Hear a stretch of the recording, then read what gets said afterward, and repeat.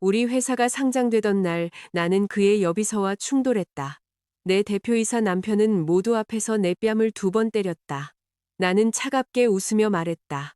그럼 그녀와 내 인생을 만들어가. 그는 즉시 후회했다. 천마테크가 코스닥 개장 타종식을 하기로 한 아침.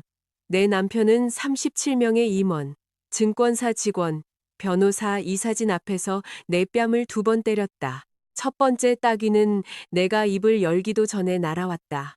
그의 비서실장인 최수빈이 종이컵 2개를 들고 회의실을 가로질러 왔다. 그녀가 내 의자에 다다랐을 때 그녀의 손목은 어설프다고 하기엔 너무나 의도적인 정교함으로 비틀렸다.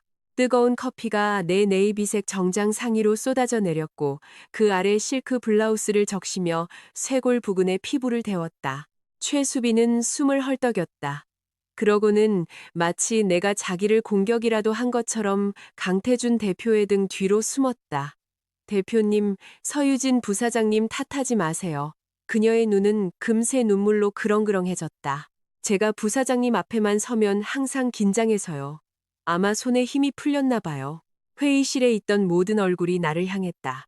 젖은 옷을 입고 소매에서 커피를 뚝뚝 흘리고 서 있는 사람은 나였지만 최수빈은 이미 자신을 피해자로 둔갑시킨 후였. 그녀는 그런 것에 능했다. 천마테크에서의 3년 동안 그녀는 무력함을 전문적인 자격처럼 보이게 만들었다. 강태준은 테이블 상석에서 의자를 뒤로 밀었다. 그는 내가 상장 기념식을 위해 골라준 차콜색 정장과 우리의 5주년 결혼 기념일에 선물한 은색 커프스링크를 착용하고 있었다.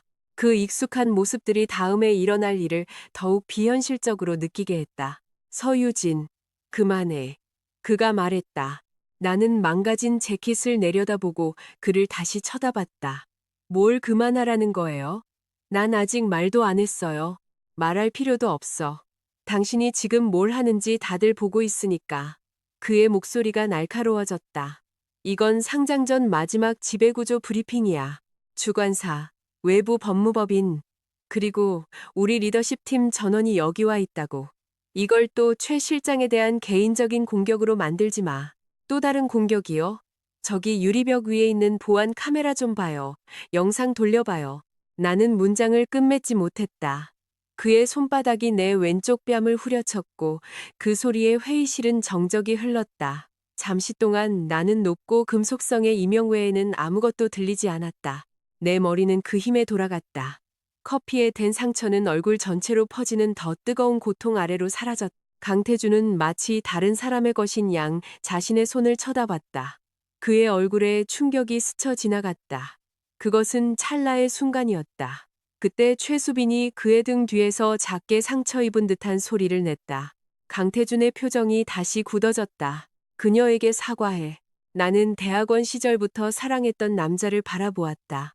12년 전 그는 중고 노트북 한 대와 통장에 60만 원이 전부였던 똑똑하지만 지쳐있는 소프트웨어 엔지니어였다. 나는 당시 증권사에서 일하며 월급 대부분을 우리가 세탁소 위에 얻은 2칸짜리 사무실 임대료로 보내고 있었다. 내가 천마테크의 첫 현금 흐름 모델을 만들었다. 내가 첫 하드웨어 공급업체 계약을 협상했다. 첫 제품 리콜 사태 때 나는 책상 밑에서 잠을 잤고 그가 회사가 망할 거라고 확신했을 때 바닥에 주저앉은 그의 곁을 지켰다. 그는 우리 결혼식에서 울었. 그는 양가 가족들 앞에서 어떤 성공도 세상이 자신의 이름을 알기 전에 곁을 지켜준 사람이 누구인지 결코 잊게 만들지 않을 것이라고 약속했다. 이제 그는 천마테크의 얼마나 많은 부분을 내가 일구었는지 정확히 아는 사람들 앞에서 나를 때렸다. 나는 뺨을 만졌다. 오늘이 무슨 날인지 기억해요? 그의 눈이 흔들렸다. 유진아, 지금은 아니야. 우리 7주년 결혼 기념일. 몇몇 사람들이 고개를 숙였다. 우리의 최고 재무 책임자 CFO인 박민혁 상무는 고통스러울 정도로 조심스럽게 펜을 테이블에 내려놓았다. 그의 옆에 앉은 외부 법무법인 변호사는 완전히 미동도 없었다. 7년 전 강태준은 구청 계단에서 내 손을 잡고 아내를 망신시키는 그런 남자가 되는. 이 차라리 그가 세울 모든 회사를 잃겠다고 말했. 최수빈이 다시 훌쩍거렸다. 부사장님, 커피는 정말 죄송합니다. 일부러 그런 게 아니었어요. 나는 그녀를 향해 돌아섰다. 넌 정확히 네가 한 짓을 의도했어. 강태준이 우리 사이에 끼어들었다. 시작하지 마. 영상 확인해달라고요. 당신은 그녀가 당신 인생을 원한다고 단정했기 때문에 그녀를 죄인으로 만들고 싶은 거잖아. 그녀는 당신의 접근 권한을 사용해왔고 자신의 직급 이상의 회의에 참석했으며 공급업체 협상에 끼어들었어요. 그녀는 나를 도와. 내가 만든 통제 시스템을 그녀가 계속 우회하고 있는 거라고요. 최수빈의 아래 십술이 떨렸다. 대표님, 제발요. 이건 제 잘못이에요. 제가 사임해야겠어요. 그녀가 그의 직함 대신 이름을 부른 것이 회의실 한가운데에 떨어졌다. 강태준은 그녀를 위로하기 위해 돌아섰다. 바로 그때 내 안에 무언가가 마침내 조용해졌다. 나는 최수빈의 행동이 순수하지 않다고 설명하려 몇 년을 애썼다. 그녀는 아침까지 기다릴 수 있는 일로 강태준에게 밤늦게 전화했다. 그녀는 모든 회사 회식에서 그의 옆자리를 차지했고 동료들에게는 내가 초대받지도 않은 행사에 너무 바빠서 참석할 수 없다고 말했다. 그녀는 그에게 집에서 만든 음식을 가져다 주었고 내가 비서는 상사 명의로 경비를 승인할 수 없다고 상기시켰을 때 웃어넘겼다. 매번 강태준은 나를 질투심이 많다고 비난했다. 나는 보호받기에는 너무 유능했고 믿음을 주기에는 너무 예리했다. 나는 커피에 젖은 재킷을 집어 쓰레기통에 던졌다. 그리고 내가 3개월 동안 준비한 인쇄된 지배구조 자료 묶음으로 손을 뻗었다. 강태준이 내 손목을 어디가? 집에. 이 시의 투자 전략회의의 시작이야. 당신이 발표해야 해. 당신이 발표해요. 당신이 누구보다 숫자를 잘 알잖아. 그럼 최 실장한테 물어보세요. 당신을 위해 다른 모든 걸 다 하는 것 같으니. 최수빈의 눈이 커졌다. 저는 단지 비서일 뿐이에요. 제가 어떻게 부사장님을 대체하겠어요. 아니, 내가 말했다. 당신은 강태준이 가치 있게 여기는 자리에서만 나를 대체할 수 있지. 강태준의 소나기에 힘이 들어갔다. 오늘 당신은 못 나가. 그는 내가 상장을 얼마나 의미 있게 생각하는지 알고 있었다. 천마테크는 내 인생의 11년을 앗아갔다. 나는 새벽 2시까지 증권 신고서를 고쳤었고 수백 시간의 실사회의에 참석했으며 은행 위기 때 강태준이 자존심 때문에 우리 가족에게 부탁하지 못했던 신용 한도를 내가 개인적으로 보증함으로써 회사를 파산해서 그는 그 역사가 나를 순종적으로 만들 것이라 믿었다. 지금 나가면 내일 기념식에 올 생각도 마. 나는 손목을 뿌리쳤다. 내가 당신 초대가 필요할 것 같아요? 그의 얼굴이 변했지만 이해보다 분노가 더 빨리 차올랐다. 이 회사가 당신 것인 양 행동하지 마. 이 회사를 일군 모든 사람들의 것이죠. 그리고 나는 창업자예요. 나도 마찬가지야. 당신은 재무 담당이잖아. 그 세 단어에 담긴 경멸은 너무나 무심해서 몇몇 사람들이 움찔했다. 나는 한 번 웃었다. 거기까지네요. 강태준, 당신은 내가 한 모든 일을 재무로 축소시켰죠. 숫자는 제대로 작동할 땐 보이지 않으니까요. 당신은 세상에 당신이 무에서 천마 테크를 읽었다고 말하는 걸 좋아했죠. 당신은 내 월급이 첫 사무실 임대료를 냈다는 걸 잊었어요. 우리 부모님의 대출금으로 첫 서버를 샀고 내 공급업체 관계가 당신의 제품을 살려냈다는 걸요. 최수빈이 속삭였다. 여긴 이런 이야기할 장소가 아니에요. 나는 강태준을 보았다. 우리 결혼 생활에서 빠지라고 그녀에게 말해요. 그가 다시 손을 들었다. 이번에는 모두가 그가 뭘 할지 보았다. 박민혁 상무가 의자에서 반쯤 일어섰다. 외부 법무법인 변호사가 말했다. 강 대표, 안 돼. 하지만 두 번째 따귀는 여전히 날아들었다. 내 오른쪽 뺨이 불타올랐다. 이가 입술 안쪽을 찍어 피맛이 났다. 강태준은 얼어붙었다. 회의실이 그를 중심으로 기우는 것 같았다. 심지어 최수빈도 연기를 멈췄다. 나는 천천히 몸을 바로 세웠다. 알았어요. 내 목소리는 너무나 차분해서 강태준이 오히려 겁먹은 듯 그게 무슨 뜻이야? 당신이 선택을 했다는 뜻이에요. 나는 핸드백을 집어들고 문을 향해 걸어갔다. 그가 따라왔다. 유진아, 기다려. 내가 화를 못 참았어. 아니, 당신 본성을 드러낸 거지. 무모한 짓 하지 마. 나는 문간에 멈춰서서 그를 돌아보았다. 그의 어깨 너머로 서 있는 최수빈을, 그리고 그가 기업 회의를 공개적인 처벌의 장으로 바꾸는 것을 지켜본 리더십 팀을 보았다. 그럼 그녀와 당신 인생을 만들어가요. 내가 말했다. 그녀와 회사를 운영하고 그녀에게 집에 가. 그녀에게 현금 전환 주기, 부채 약정, 공급업체 집중도, 그리고 내가 협상한 가격 할인이 없으면 당신의 사업 전망이 어떻게 무너지는지 설명하게 해. 그의 얼굴에서 핏기가 가셨다. 나는 온기 없는 미소를 지었다. 당신은 그녀가 옆에 있길 원했잖아. 이제 가졌네. 엘리베이터 문은 강태준이 여전히 복도에서 내 이름을 외치는 동안 닫혔다. 거울 벽에 비친 내 두 뺨은 붉었다. 한쪽은 이미 붓기 시작했다. 울어야 마땅했지만 대신 나는 10분 전에 도착한 프라이빗 뱅킹 알림을 열었다. 헤인랩스 최종 확인 필요. 귀하의 45% 지분은 내일 중요 공급업체 공시에 포함될 예정입니다. 의장으로서 참석 여부를 확인해 주십시오. 헤인랩스는 천마테크 매출 창출 제품의 거의 70%에 사용되는 독점 엣지 컴퓨팅 모듈을 공급했다. 몇 년 동안 시장은 헤인랩스가 한때 내 아버지를 위해 일했던 나이든 경영진에 의해 통제된다고 믿었다. 3년 전 아버지는 그의 의결권 지분을 내게 넘겼다.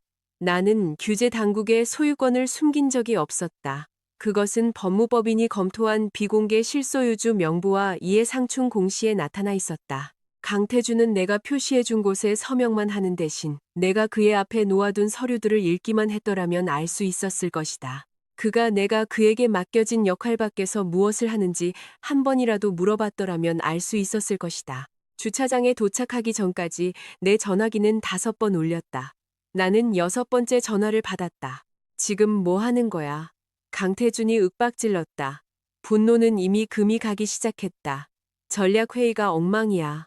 박 상무가 공급업체 질문에 아무도 답을 못한대. 당신 비서한테 물어봐요. 그만 좀 해. 왜요? 당신은 내 판단보다 그녀의 판단을 선택했잖아요. 내가 실수했어. 2번이나. 침묵. 그러고는 더 낮은 목소리로. 돌아와. 내가 사과할게. 당신이 나를 때렸을 땐 청중이 있었어요. 사과할 때도 같은 청중을 이용해요. 유진아, 내일은 우리 인생에서 가장 중요한 날이야. 아니, 내가 말했다. 그건 당신 인생에서 가장 중요한 날이죠. 내 인생은 그날 이후에 시작돼요. 나는 전화를 끊고 작년에 사둔 오피스텔로 차를 몰았다. 나는 스스로에게 그것이 투자용 부동산이라고 말해왔다. 사실 그곳은 강태준이 더 이상 쉬기 위해 집에 오는 것이 아니라는 것을 깨달은 후 내가 준비를 시작한 장소였다. 그는 서비스를 받기 위해 집에 왔다. 깨끗한 셔츠, 정리된 출장 일정, 조용한 식사, 그리고 대표이사는 항상 피곤하다는 것을 이해하는 아내. 나는 서류를 먼저 그곳으로 옮겼고, 그 다음엔 옷, 그리고 회사가 수익을 내기 시작했을 때 바꿨던 낡은 은색 결혼 반지를 옮겼다. 저녁이 되자 아버지가 얼음주머니와 헤인랩스의 은퇴한 법무팀장과 함께 도착했다. 아빠는 오랫동안 내 얼굴을 바라보았다. 그놈이 너를 2번이나 때렸구나. 내가 처리해 줄까? 그의 목소리에는 연극적인 분노가 없었다. 그래서 그 질문은 더 심각하게 들렸다. 나는 고개를 저었다. 제가 직접 처리하고 싶어요. 그는 내 맞은편에 앉았다. 그럼 네가 원하는 걸 말해봐. 헤인랩스 공급 계약에 따른 지배구조 검토를 활성화해 주세요. 계약상 첫 번째 가능한 날짜에 우대 가격 정책을 종료하고요. 현재 주문은 방해하지 마세요. 강태준의 행동 때문에 천마테크 직원들을 벌주고 싶진 않아요. 그리고 상장은 예정대로 진행돼요. 시장은 정확한 공시를 받을 자격이 있어요. 아빠는 나를 유심히 보았다. 그리고 네 결혼 생활은 소송 걸 거예요. 그는 한번 고개를 끄덕였다. 그럼 모든 걸 문서화하자. 나는 노트북을 열고 목록을 만들기 시작했다. 보안 카메라 영상, 증인, 의료용 사진, 인사팀 고소, 경찰 신고, 부부 재산 보전, 헤인랩스 이해상충 기록, 창업자 대출 문서, 이사회 통신 기록. 사랑은 나를 인내하게 만들었다. 2번의 따귀는 나를 정확하게 만들었다. 제2장. 테이블 건너편의 여자. 다음 날 아침 나는 알람 없이 5시에 잠에서 깼다. 7년 동안 나는 중요한 행사를 앞두고 어둠 속에서 강태준을 향해 손을 뻗곤 했다. 자금 조달일, 제품 출시일, 그리고 실적 발표일에 나는 그의 등에 손을 얹고 내 불안이 가라앉을 때까지 그의 숨을 세었다. 그날 아침 침대의 다른 쪽은 비어 있었다. 침대가 오롯이 내 것이었기 때문이다. 나는 샤워를 하고 멍든 곳을 화장으로 가리고 어머니가 언젠가 허락을 구하는 것을 멈춘 사람처럼 보인다고 말했던 흰색 정장을 입었다. 8시에 변호사가 자연광 아래에서 내 얼굴을 촬영했다. 8시 30분에 나는 외부 법무법인을 통해 문제가 있는 천마테크의 인사팀을 거치지 않고 직장 내 폭력 고소장을 제출하며 기업 보안팀에 진술했다. 9시 15분에 나는 코스닥 시장본부에 도착했다. 행사 담당자가 서둘러 내게 다가왔다. 서유진 부사장님, 천마테크 그룹은 동쪽 라운지에 있습니다. 저는 헤인랩스 소속으로 왔습니다. 그녀는 태블릿을 힐끗 보았다. 헤인랩스요? 네. 그녀의 표정은 내 이름을 찾자 바뀌었다. 서유진, 헤인랩스 의장님. 동쪽 라운지에는 긴 테이블 2개가 있었는데 하나는 천마테크를 위한 것이었고 다른 하나는 주요 파트너사를 위한 것이었다. 나는 헤인랩스 명패 뒤에 앉아 우리 법무팀장과 함께 최종 공급 위험 공시를 검토했다. 사람들은 천천히 그러다 한꺼번에 알아차리기 시작했다. 주관사 직원들이 속삭이기 시작했다. 몇 달 동안 나를 강 대표의 재무 담당으로 불렀던 한 증권사 고위 임원이 방을 가로질러 와서 다시 자신을 소개했다. 이번에는 두 손으로 내 손을 감싸주면서 9시 22분 강태준이 들어섰다. 그는 텔레비전에 나올 만큼 말끔했다. 어두운 색 정장, 깔끔한 면도, 옷깃에는 상장기념 핀. 잠을 못 잤음을 암시하는 것은 그의 눈 밑 그림자뿐이었다. 그의 시선은 즉시 나를 찾았다. 안도감이 먼저 나타났다. 그는 내가 돌아왔다고 생각했다. 그러고 나서 그는 명패를 보았다. 그는 너무나 갑작스럽게 멈춰서서 최수빈이 거의 그와 부딪힐 뻔했다. 유진아, 그가 말했다. 당신 잘못된 자리에 앉아 있어. 나는 공시 서류 묶음에서 고개를 들었다. 아니요, 천마테크는 저쪽이에요. 나는 오늘 헤인랩스를 대표해요. 그의 눈은 명패로 그리고 내 옆에 있는 헤인랩스 법무팀장에게로 옮겨갔다. 의장이라는 게 무슨 뜻이야? 그는 마치 그 단어에 사적인 의미라도 있을 수 있다는 듯이 물었다. 이사회 의장이라는 뜻이에요. 그게 언제부터였는데? 3년 전부터요. 그의 얼굴이 변했다. 3년. 네, 나한테 한 번도 말 안 했잖아. 말하려고 했어요. 우리 사이에 한 기억이 스쳐 지나갔다. 아버지가 지분 양도 서류에 서명하시던 저녁. 나는 집에서 샴페인을 준비했다. 강태준은 11시에 사무실에서 잔다는 메시지를 보냈다. 다음 날 아침 최수빈은 세상 최고의 상사와 함께 축하하며라는 캡션과 함께 고급 레스토랑에서 찍은 사진을 올렸다. 나는 샴페인을 다시 냉장고에 넣었. 강태준이 목소리를 낮췄다. 헤인랩스의 지불 조건 연장, 그거 당신이 한 거야? 네. 델타 리콜 때의 긴급 엔지니어링 팀은? 내가 승인했어요. 우리 주거래 은행이 대출을 동결했을 때의 브릿지 재고는? 우리 이사회가 그 위험을 감수했죠. 각각의 대답은 그가 스스로에게 말해왔던 이야기의 한 겹씩을 벗겨냈다. 그의 직감이 천마테크를 구했다는 것, 운이 그를 따랐다는 것, 공급업체들이 그의 비전을 믿었다는 것. 최수빈이 커피를 들고 다가왔다. 대표님, 아메리카노입니다. 그녀는 나를 보고 멈칫했다. 부사장님, 그녀가 말했다. 서 의장님. 헤인랩스의 법무팀장이 부드럽게 정정했다. 최수빈의 손이 떨렸다. 강태준은 본능적으로 우리 사이에 섰다. 그 제스처는 이제 거의 우스꽝스러웠다. 나는 폴더를 열었다. 어제의 보안 영상은 보존되었습니다. 영상에는 최 실장이 컵을 왼손에서 오른손으로 바꾸고 내 의자 옆에서 잠시 멈춘 뒤 손목을 나를 향해 돌리는 모습이 담겨 있습니다. 최수빈의 얼굴이 하얗게 질렸다. 그런 일이 아니었어요. 37명의 증인과 3대의 카메라가 있었어요. 강태준의 목소리가 낮아졌다. 여기서 이러지 마. 어제는 공식적인 기업 회의였습니다. 여기가 바로 지배구조를 논해야 할 것이죠. 주관사 대표가 강태준이 대답하기 전에 다가왔다. 모두 제자리로 가주셔야 합니다. 공급업체 공시와 관련해서도 질문이 좀 있습니다. 제가 답변할 수 있습니다. 내가 말했다. 강태준은 나를 날카롭게 쳐다봤다. 타종식 전 브리핑에서 나는 천마테크에 버려진 CFO가 아닌 헤인랩스의 의장으로서 발언했다. 나는 헤인랩스가 기존의 모든 구매 주문과 안전 재고 의무를 존중할 것이라고 확인했다. 나는 또한 계약의 지배 구조 및 핵심 인물 위험 조항에 따라 독점적인 가격 책정 약정에 대한 공식적인 검토를 발표했다. 회의실의 분위기가 긴장되었다. 천마테크는 다른 어떤 고객에게도 제공되지 않는 12%의 할인과 90일의 지불 조건을 받았다. 이러한 혜택은 전략적 제휴, 공동 지배구조, 그리고 기밀 데이터 보호에 의해 정당화되었다. 공동 창업자에 대한 강태준의 폭력, 최수빈의 제한된 자료에 대한 설명되지 않은 접근, 그리고 손상된 보고 체계는 검토 권리를 촉발시켰다. 우리는 공급을 중단하는 것이 아닙니다. 내가 말했다.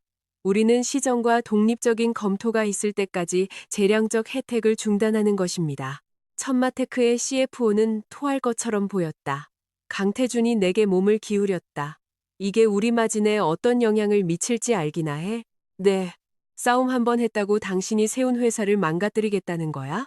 공식 회의 중 대표 이사에 의한 폭행은 부부싸움이 아닙니다. 공급업체 정보에 대한 부적절한 접근은 질투가 아니에요. 나는 당신이 만든 지배구조 위험으로부터 두 회사 모두를 보호하고 있는 겁니다. 하필 오늘 같은 날에 타이밍은 당신이 선택했죠. 그가 대답을 찾기 전에 기념식이 시작되었다. 강태준은 조명 아래 서서 타종 망치를 들었고 사회자는 천마테크가 작은 사무실에서 시작해 상장기술 기업으로 성장한 여정을 설명했다. 그의 뒤에서는 영상이 재생되었다. 영상에는 우리가 프로토타입 보드 옆에서 라면을 먹으며 접이식 의자에 앉아있는 오래된 사진들이 나왔다. 두 명의 창업자, 하나의 비전이라는 자막이 떴다. 나는 파트너 그룹에서 지켜보았다. 종이 울리자 회의장은 박수갈채로 터져나갔다. 강태준은 카메라를 향해 미소 지었다. 좋은 미소였다. 그는 몇 년 동안 그 미소를 연습했다. 하지만 그가 돌아섰을 때 그의 눈은 시초가를 표시하는 화면 대신 나를 찾았다. 처음으로 그 종소리는 그의 승리라기보다는 나의 해방처럼 들렸다. 시장은 강세로 출발했다. 정오가 되자 경제부 기자들은 헤인랩스에 수정된 위험 문구를 주목하기 시작했다. 애널리스트들은 천마테크의 매출 총이익이 선호 공급업체 가격에 얼마나 의존하는지 묻기 시작했다. 주식은 점심 전에 상승분의 대부분을 반납했. 박민혁 상무가 엘리베이터 근처에서 나를 붙잡았다. 서 의장님, 헤인랩스에서 공식 통지를 보내기 전에 협상할 수 있을까요? 법무법인을 통해 협상할 수 있습니다. 수천 명의 직원들이 이 가격에 연동된 스톡 옵션을 가지고 있습니다. 그들의 이름을 압니다. 제가 보상 계획을 만들었으니까요. 그럼 강 대표 때문에 그들을 벌하지 마세요. 저는 그러지 않습니다. 현재 주문은 계속됩니다. 회사는 지배구조 조건, 즉 독립적인 조사, 접근 통제, 그리고 공급업체 검토에서 대표이사의 기피를 만족시키면 혜택을 유지할 수 있습니다. 박민혁 상무는 숨을 내쉬었다. 그는 기피에 절대 동의하지 않을 겁니다. 그렇다면 그건 그의 결정이지 제 결정이 아닙니다. 오후 3시 헤인랩스는 공식 통지를 발행했다. 3시 11분 강태준이 전화했다. 보냈더군. 네. 천마테크는 고점 대비 18% 하락했어. 시장이 공개된 위험을 재평가한 거죠. 변호사처럼 말하지 마. 나는 7년 동안 당신 아내처럼 말했어요. 당신이 듣지 않았을 뿐. 그는 침묵했다. 그러고 나서 말했다. 뭘 원해? 이혼. 아니, 그 결정은 당신 혼자 하는 게 아니야. 우리는 해결할 수 있어. 당신은 나를 2번 때렸어요. 내가 이성을 잃었어. 당신은 몇 년 동안 존중을 잃어가고 있었어요. 어제는 당신 손이 그걸 따라잡았을 뿐. 그의 숨소리가 거칠어졌다. 최수빈은 해고할게. 이건 거래가 아니에요. 나는 내 존엄성을 그녀의 해고와 맞바꾸지 않아요. 천마테크는 어떡하고? 천마테크는 독립적인 이사회 검토와 수탁자 의무를 이해하는 대표이사가 필요해요. 내 자리를 원해? 아니요, 나는 이사회가 당신이 그 자리에 있을 자격이 있는지 결정하길 원해요. 그는 전화를 끊었다. 10분 후 최수빈이 모르는 번호로 전화했다. 그녀는 울고 있었다. 저는 정말 이 모든 일이 이렇게 되길 원하지 않았어요. 당신은 의도적으로 내게 커피를 쏟았어. 저는 화가 났었어요. 부사장님은 항상 저를 작게 만드셨잖아요. 당신은 허가받지 않은 회의에 참석했고 권한을 넘어선 경비를 승인했으며 내 남편의 보호를 이용해 내가 시행하는 모든 정책을 무시했어. 저는 그를 사랑해요. 아니, 내가 말했다. 당신은 그에게 선택받는 것이 당신의 지위에 어떤 영향을 미치는지 사랑한 거야. 사실이 아니에요. 그럼 직함, 돈, 그리고 사적인 접근 권한이 사라졌을 때도 남아있어 봐. 그녀는 울음을 그쳤다. 나는 전화를 끊었다. 저녁이 되자 천마테크 이사회는 긴급 회의를 소집했다. 강태주는 위기가 가격 할인에 관한 것이라고 믿었다. 최수빈은 위기가 그녀가 직장을 지킬 수 있는지에 관한 것이라고 믿었다. 둘 다 보안 영상이 이미 외부 법무법인으로 하여금 그녀가 강태준의 자격 증명을 사용하여 접근한 모든 시스템을 조사하게 만들었다는 것을 이해하지 못했다. 커피는 단순히 내 정장을 더럽힌 것이 아니었다. 그것은 어떤 비서도 가져서는 안 될 3년간의 권한으로 들어가는 문을 열었다. 제3장. 강한 사람의 대가. 상장 기념식 후 나는 부모님 댁으로 갔다. 어머니는 문을 열고 내 멍든 고디로 한 화장을 쳐다보셨다. 그러고는 두 손으로 내 얼굴을 너무나 부드럽게 어루만지셨는데 그 다정함이 따귀보다 더 아팠다. 그가 그랬니? 네. 2번이나. 네. 아버지는 그녀 뒤에 조용하고 분노로 창백해진 채 서 계셨. 이혼해라. 어머니가 말씀하셨다. 그러고 있어요. 결혼에 대한 잔소리도 신중하게 생각하라는 요청도 세간의 스캔들에 대한 경고도 없었다. 어머니는 나를 부엌으로 이끌고 수건에 얼음주머니를 싸서 주시고 내 앞에 연근 된장국 한 그릇을 놓아주셨다. 몇 년 동안 나는 모든 방에서 가장 유능한 사람이었다. 천마테크에서는 숫자가 틀리거나 계약이 파기되거나 임원들이 당황할 때 사람들이 나를 찾아왔. 집에서는 강태준이 그의 어머니가 화가 났거나 투자자들이 의심하거나 그가 잠을 이루지 못할 때 나를 찾아왔다. 나의 강인함은 공공재가 되어 있었다. 어머니의 식탁에 앉아 나는 딸이 될 수 있었다. 전화벨이 울렸다. 강태준의 어머니 한미숙 여사였다. 나는 첫 번째 전화와 두 번째 전화를 받지 않았다. 세 번째 전화에 아버지가 말씀하셨다. 받아라. 스피커폰으로 해. 한 여사의 목소리가 부엌을 가득 채웠다. 서유진, 너 정신 나갔니? 천마테크가 상장하는데 같은 날 공급업체 검토를 발표해? 집안을 망신시키고 싶어? 태준 씨가 이사회 앞에서 저를 때렸어요. 잠시의 침묵. 그러고는 남자들은 화를 낼 때도 있지. 그 애가 얼마나 스트레스 받고 있는지 너도 알잖아. 어머니의 손이 숟가락을 꽉 쥐었다. 내가 물었다. 알고 계셨군요. 그 애한테 전화 왔었어.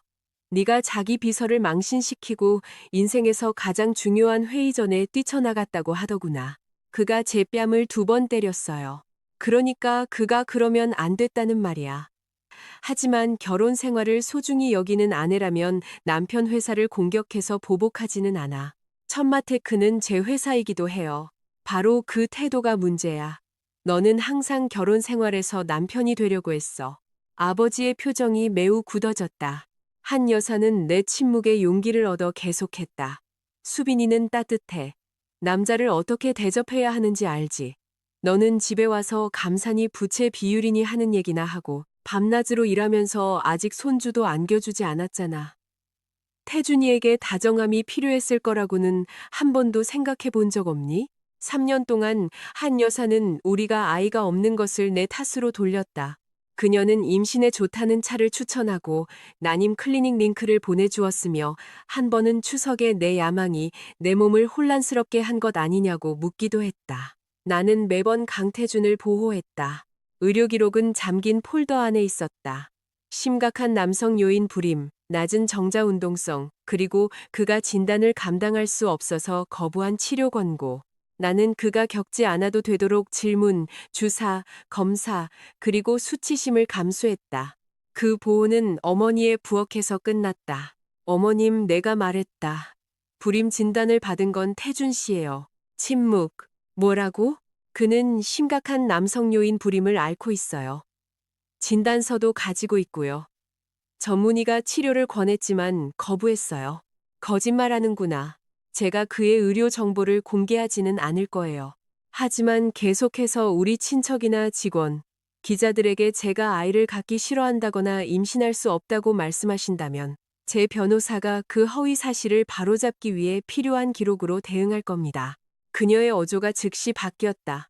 유진아, 그렇게 잔인하게 굴 필요는 없잖니. 어머니가 유머 없이 웃으셨다. 잔인하다고요? 그녀는 전화기를 향해 말했다. 몇 년 동안 제 딸을 탓하셨으면서요. 한 여사는 말을 더듬기 시작했다. 우리 모두 화가 나 있잖니. 되돌릴 수 없는 말은 하지 말자. 당신 아들은 이미 되돌릴 수 없는 짓을 했소. 아버지가 말씀하셨다. 나는 전화를 끊었. 이혼 소장 초안이 구시에 도착했다. 한국의 유책주의 이혼법은 강태준이 불성실했다고 해서 나에게 모든 것을 보상해 주지는 않았고 나 또한 환상적인 판결을 원하지 않았다. 나는 정직한 회계를 원했다. 우리 변호사는 부부 공동 재산 보전, 강태준의 제한 주식 가치 평가, 결혼 생활 외에 사용된 공동 자금에 대한 변제, 그리고 천마테크의 첫 자금 조달 전에 우리 부모님이 해주신 창업자 대출금의 집행을 요구했다. 직장 내 폭행은 기업 조사와 잠재적인 민사소송을 통해 별도로 진행될 것이었다. 내 변호사인 김지원 변호사는 경찰에 신고할 것인지 물었다. 네. 언론에 알려지는 것을 감당할 준비가 되셨나요? 그는 저를 때릴 때 증인들이 있을 것을 감당했어요. 나는 그날 밤 고소장을 제출했다. 다음 날 아침, 천마테크 특별위원회는 강태준을 헤일랩스 관련 문제, 직장 내 행위, 그리고 임원 접근 통제와 관련된 업무에서 직무 정지시켰다. 박민혁 상무가 검토 기간 동안 대표이사 대행이 되었다. 최수빈은 정직 처분을 받았다. 그녀의 첫 반응은 사과가 아니었다. 그것은 온라인에 나는 불륜녀가 아닙니다. 권력과 질투 사이에 짓밟힌 젊은 여성입니다라는 제목의 글을 게시하는 것이었다. 그녀는 자신을 차가운 여성 임원에게 표적이 된 과로한 비서로 묘사했다. 그녀는 커피를 쏟은 것은 사고였으며 강태준이 단지 내가 후배 여직원들을 괴롭혔기 때문에 자신을 보호했다고 암시했다. 그녀는 헤드라인을 위해 고안된 문장으로 글을 마쳤다. 한 권력 있는 여성이 자신의 결혼 생활을 통제하지 못한다는 이유로 얼마나 많은 직원들이 저축한 돈을 잃어야 합니까? 그 글은 아침 식사 전에 퍼져나갔다. 천마테크에 대해 아무것도 모르는 논객들은 나를 앙심 품은 사람이라고 불렀다. 어떤 이들은 나 같은 여자는 버림받아 마땅하다고 말했다. 다른 이들은 내가 남편을 벌주기 위해 공급업체를 조종했다고 주장했다. 3시간 동안 나는 아무 말도 하지 않았다. 그러고 나서 김지원 변호사는 법무법인의 승인을 받아 간결한 성명을 발표했다. 그것은 최수빈의 의도적인 손바꾸기, 강태준의 2번의 폭행, 그리고 나의 퇴장을 보여주는 회의실 영상의 흐릿한 일부를 포함했다. 그것은 헤인랩스의 검토가 계약상 정의된 지배구조 사건에서 비롯되었으며 약정된 공급을 중단하지 않을 것이라고 확인했다. 우리는 사적인 의료 정보, 결혼 세부 사항 또는 소문을 공개하지 않았다. 증거만으로 충분했다. 그 이야기는 정오에 무너졌다. 더 중요하게도 접근 검토 결과 최수빈이 강태준의 임원 로그인을 통해 이사회 회의록, 가격 책정 일정, 그리고 기밀 로드맵의 일부를 다운로드한 것이 발견되었다.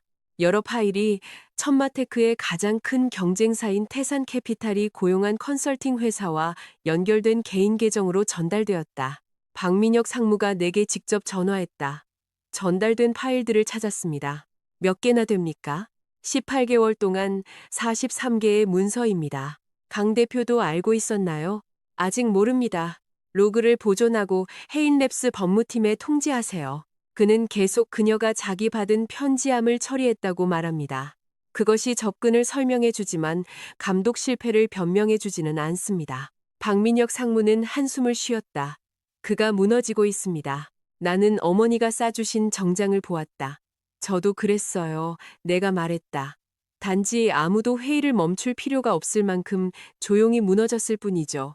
그날 저녁 강태준이 내 오피스텔 건물 로비로 찾아왔다. 경비원이 그를 공용 회의실로 들여보내기 전에 전화를 했다. 그는 이틀 전보다 작아 보였다. 넥타이도 없고 구겨진 셔츠, 피로로 붉어진 눈. 수빈이가 태산캐피탈에 파일을 보냈어. 그가 말했다. 알아요. 내가 시킨 거 아니야. 믿어요. 안도감이 그의 얼굴에 스쳐 지나갔다. 그러고 나서 내가 덧붙였다. 당신은 그녀의 의존성이 당신을 중요하게 느끼게 만들었기 때문에 그녀에게 무제한의 접근 권한을 줬어요. 그건 여전히 당신의 실패예요. 그는 내 맞은편에 앉아 얼굴을 감쌌다. 내가 바보였어. 네. 나는 그녀가 나를 존경한다고 생각했어. 그녀는 권력에 가까워지는 것을 존경했죠. 그가 손을 내렸다. 이제 알겠어. 당신은 그녀가 당신을 배신했기 때문에 미안한 거야. 나는 당신을 배신했기 때문에 미안해. 그녀가 충성스러웠다면 그걸 이해했을까요? 그는 대답할 수 없었다.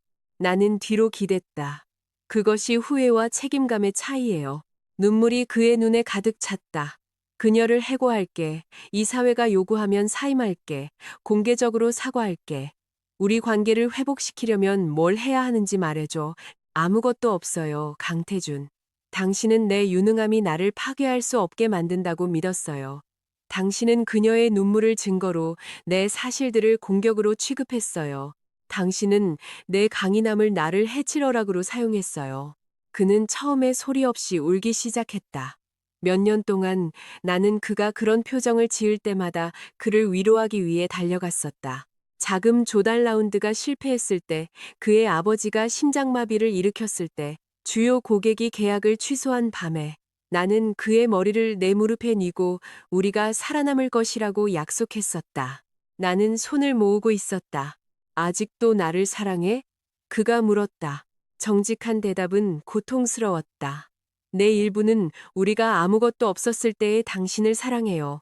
내가 말했, 하지만 우리가 모든 것을 가진 후에 당신이 된 남자와는 결혼 생활을 유지할 수 없어요.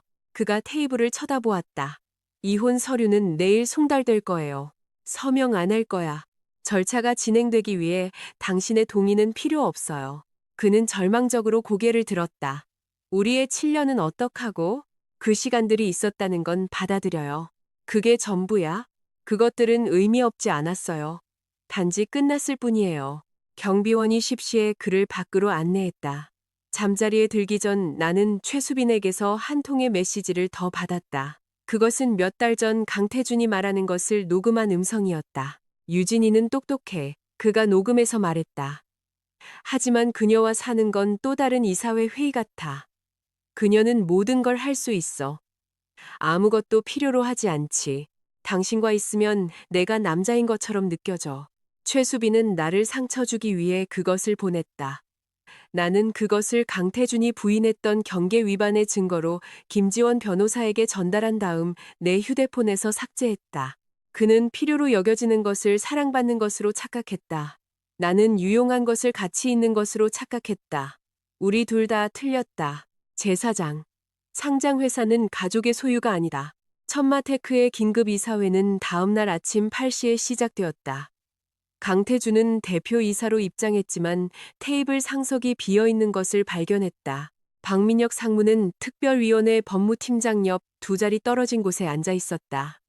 3명의 사회이사는 화상으로 참여했다. 주관사 대표는 참관인으로 참석했고 헤일랩스는 공급계약에 명시된 정보권리에 따라 법무팀장을 파견했다. 나는 참석하지 않았다. 내 존재는 강태준이 회의를 또 다른 부부싸움으로 몰아갈 빌미를 주었을 것이다. 나중에 회의록을 보니 그는 어쨌든 그렇게 하려고 했다. 이것은 회사에 대항하여 무기화되고 있는 사적인 분쟁입니다. 그가 말했다. 서유진은 헤일랩스를 통제하고 있으며 그 지위를 이용하여 우리 이혼에서 양보를 강요하고 있습니다. 특별위원회 의장인 한서연 이사가 한 가지 질문을 했다.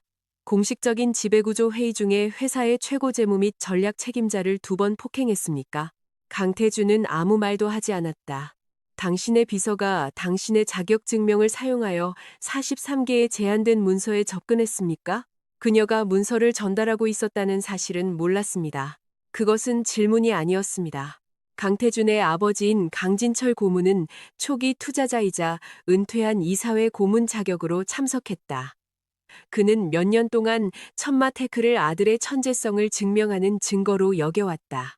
그는 강태준이 대답하기 전에 끼어들었다. 모두가 이성을 잃고 있소. 태준이와 유진이는 부부로서 이 회사를 세웠소. 다툼이 있었던 것뿐이요. 결혼 생활이 위기에 처했다고 해서 변호사들에게 통제권을 넘겨서는 안 돼요. 한서연 의장은 목소리를 높이지 않았다. 상장 회사는 가족의 소유가 아닙니다.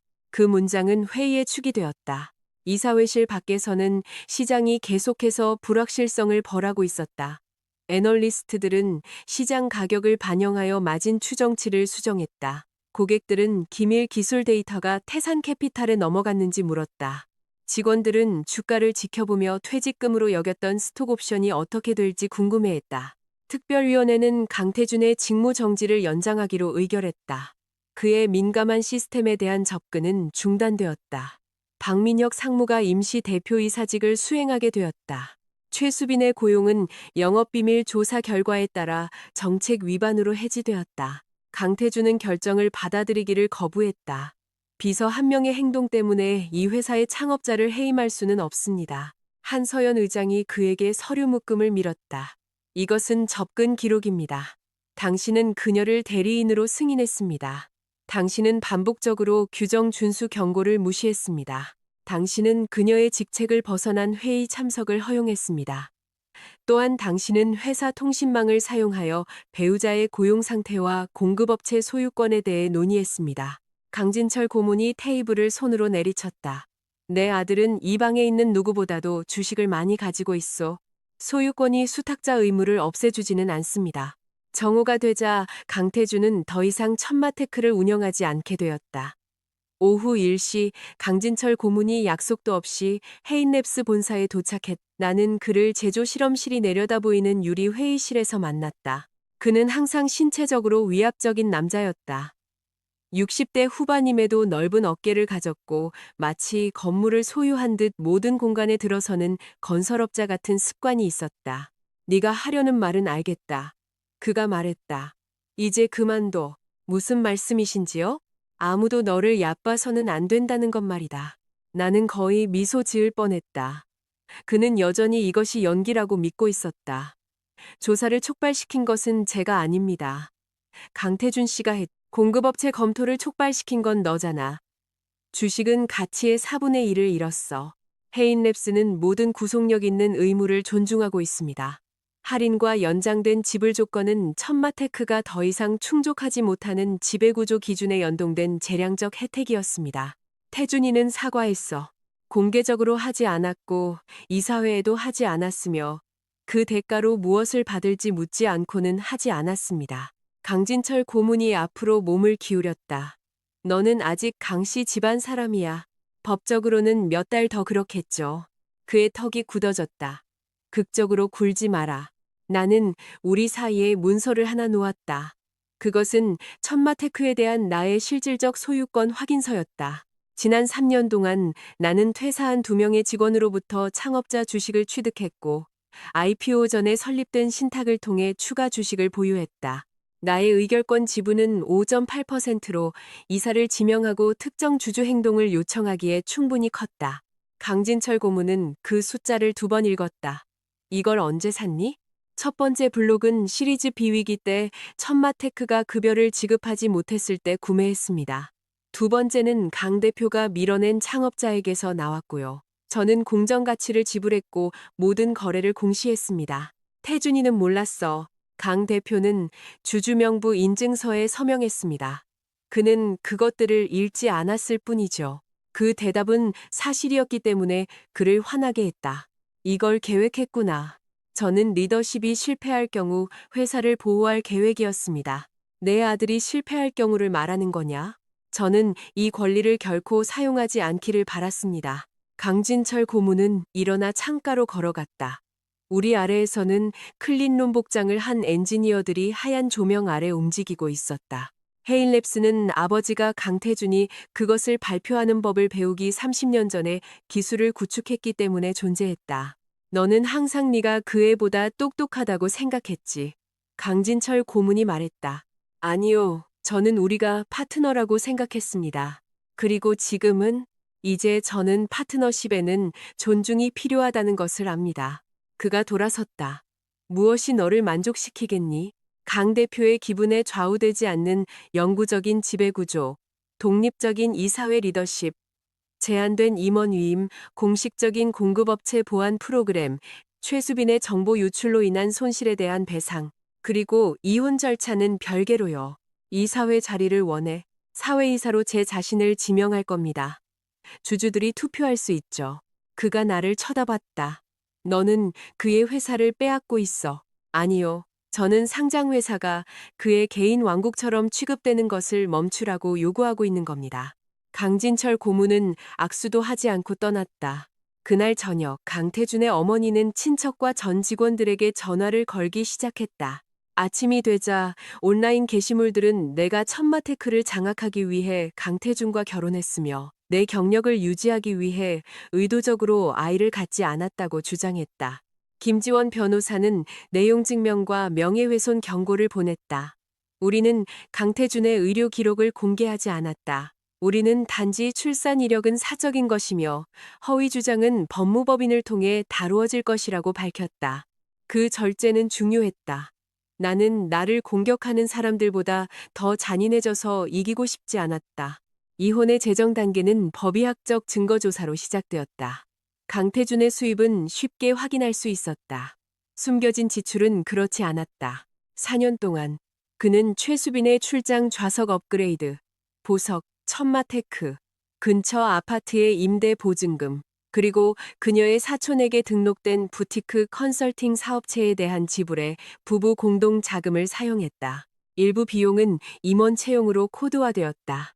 다른 것들은 상환된 고객 접대비에 묻혀 있었다. 총액은 우리를 파산시킬 만큼 크지는 않았지만 재산 탕진과 기업 통제 실패를 입증하기에는 충분했다.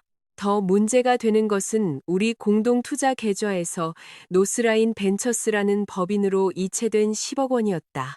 강태준은 그것이 개인적인 엔젤 투자라고 주장했다. 그 법인의 관리자는 전 태산캐피탈 임원이었다. 김지원 변호사가 회의 테이블 건너편을 보았다. 이것은 더 이상 단순한 이혼 증거조사가 아닙니다. 알아요. 천마테크 특별위원회가 필요로 할 거예요. 보호명령 하에 보내세요. 협조하는 것이 그의 법적 위험을 증가시킬 수 있다는 것을 이해하십니까? 그는 돈을 옮길 때 그것을 이해했을 겁니다. 특별위원회는 노스라인을 태산캐피탈의 프로토타입 정보를 제공했던 실패한 인수 대상 기업으로 추적했다. 강태준은 자신이 수동적인 투자자였으며 그 연관성을 몰랐다고 주장했다. 그가 최수빈의 절도를 지시했다는 증거는 없었지만 그의 허영심과 부주의가 그 통로를 만들었다는 압도적인 증거가 있었다. 그는 책임지기보다는 존경받기를 더 원했다. 일주일 후 이사회는 조사가 계속되는 동안 강태준이 직무 정지 상태를 유지할 것이라고 발표했다. 그의 직함은 서류상으로 남았다. 그의 권한은 그렇지 않았다. 그는 다시 헤인랩스로 왔다. 이번에는 약속을 하고 공개 사과문에 서명했어. 그가 말했다. 당신 변호사들이 4번이나 수정했지. 내일 게시될 거야. 좋아요. 접근 통제 개혁안도 지지할 거야. 좋아요. 그는 내가 그 대가로 무언가를 제안하기를 기다렸다. 나는 그러지 않았다. 이 모든 게 당신에겐 아무 의미도 없어?